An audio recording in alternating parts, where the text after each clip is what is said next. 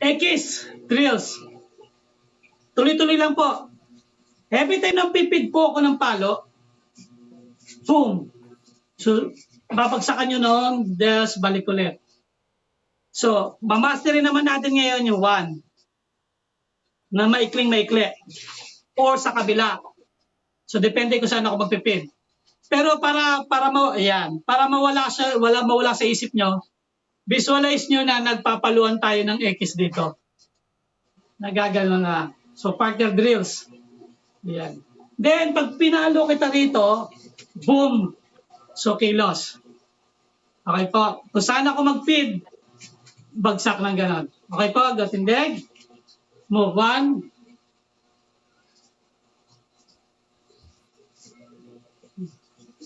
Good. Then balik. Good. Then balik.